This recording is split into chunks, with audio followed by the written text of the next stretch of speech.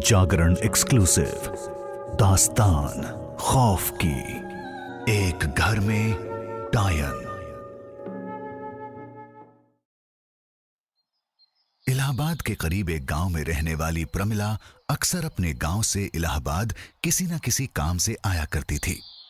गांव के ही स्कूल में पढ़ने वाली प्रमिला कभी अपने बाबूजी के साथ, तो कभी अपने चाचा जी, तो कभी अपने गांव वालों के साथ ऑटो और टेम्पो में इलाहाबाद से अपने गांव आना जाना करती रहती थी। वक्त बीतता गया। प्रमिला स्कूल से पास होकर कॉलेज में पहुंच गई। घर वालों ने उसे साइकिल खरीद के दे दी।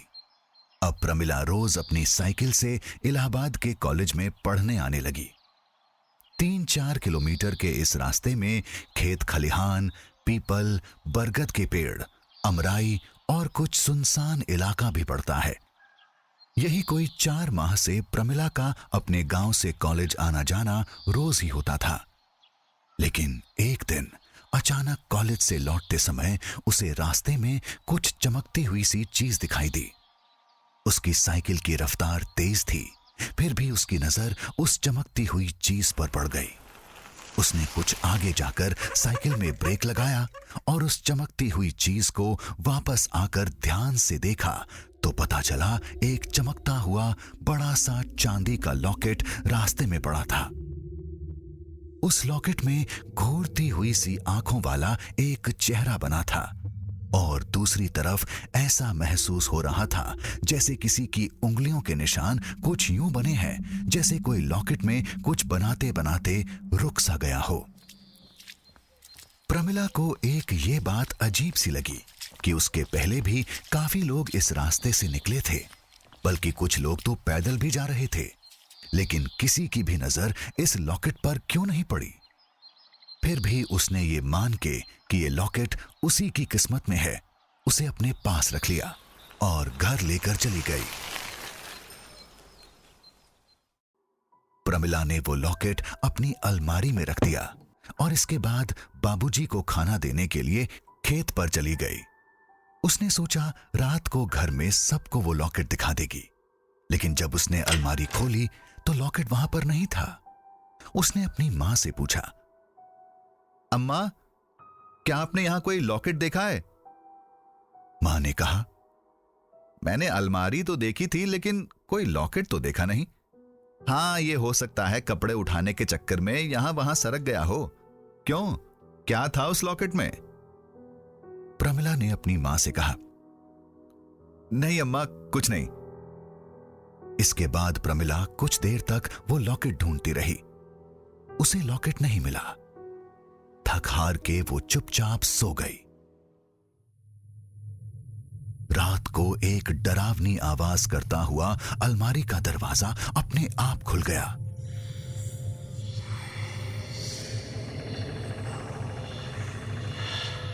ये आवाज सुनकर प्रमिला की नींद खुल गई।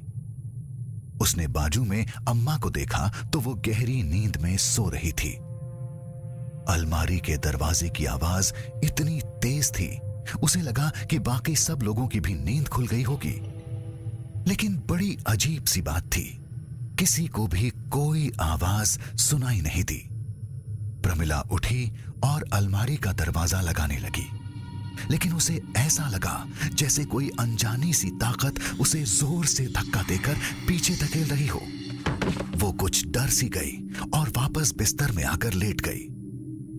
उसकी नींद नहीं लग रही थी और लगातार वो अलमारी के दरवाजे को अपने आप हवा में हिलता डुलता देखते जा रही थी। इस हादसे के बाद दूसरे दिन से प्रमिला और उसके परिवार वालों के साथ कुछ अनहोनी घटनाएं होने लगीं। जैसे कि प्रमिला कुएं में पानी भरने गई, मगर जैसे ही उसने कुएं में झांक कर देखा तो उसे लगा जैसे खुले बालों में डरावने से चेहरे वाली कोई औरत कुएं के अंदर बैठी हो और इशारे से उसे बुला रही हो।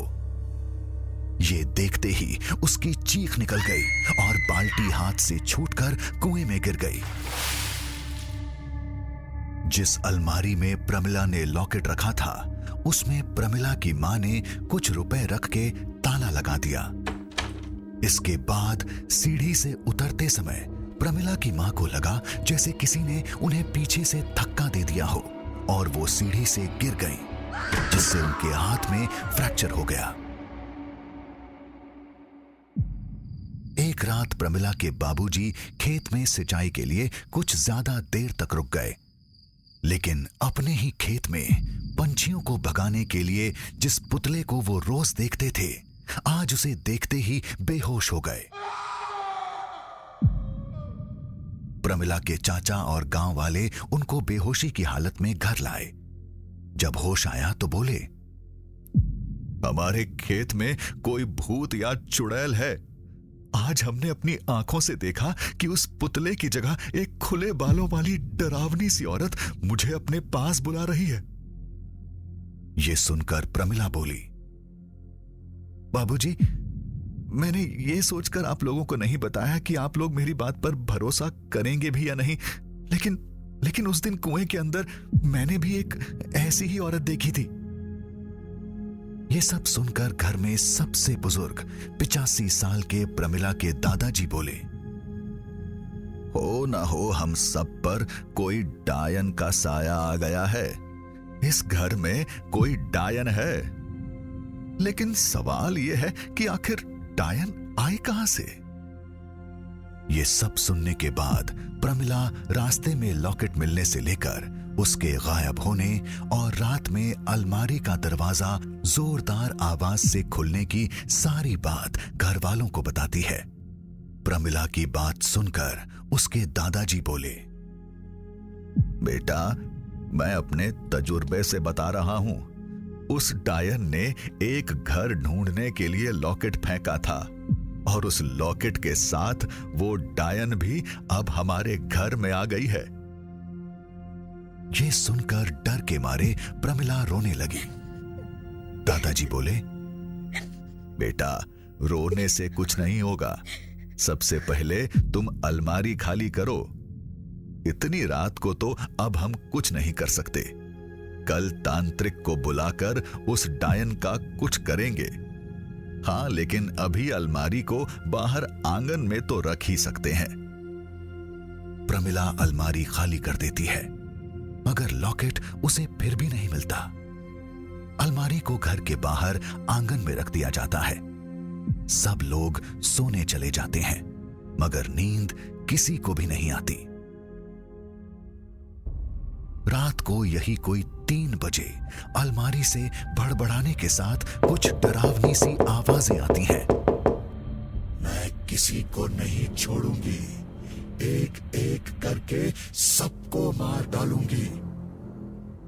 इसके बाद अचानक घर का दरवाजा खटखटाने की आवाज आने लगती है।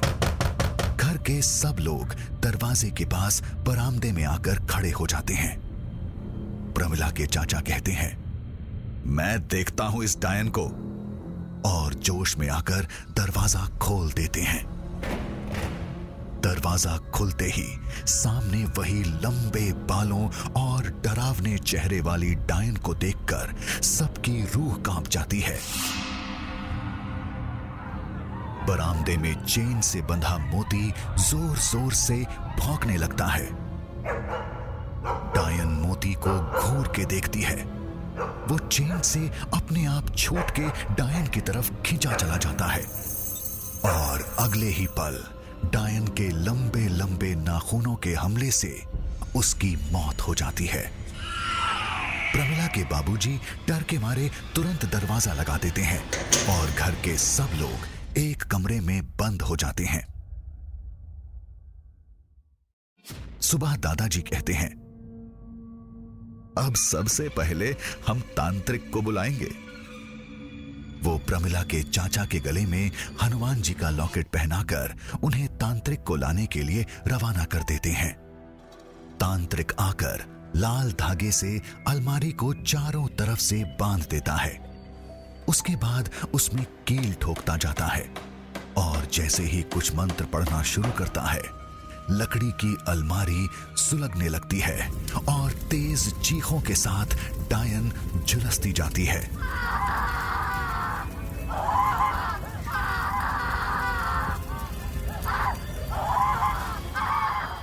इस हादसे के बाद प्रमिला कॉलेज तो रोज अपनी साइकिल से आना जाना करती है, मगर उस लॉकेट वाली जगह से गुजरते समय डर के मारे उसकी रफ्तार अपने आप तेज हो जाती है।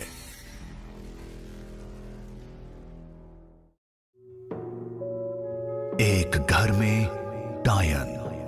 कहानी प्रकाश गुप्ता। नैरेटेड बाय आशीष भंडारी।